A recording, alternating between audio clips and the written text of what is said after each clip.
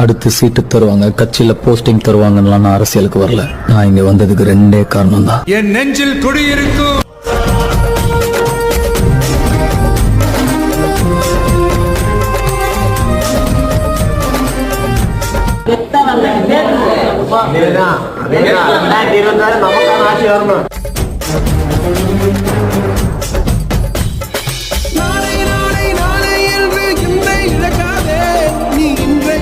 என்னன்னா எதிர்காலத்துல எங்க நல்லது நடந்தாலும் அது நம்ம பசங்க தான் பண்ணிருப்பாங்க. நீ எதை நீ மறக்காதே, நீ எதை நீ மறக்காதே. நேற்று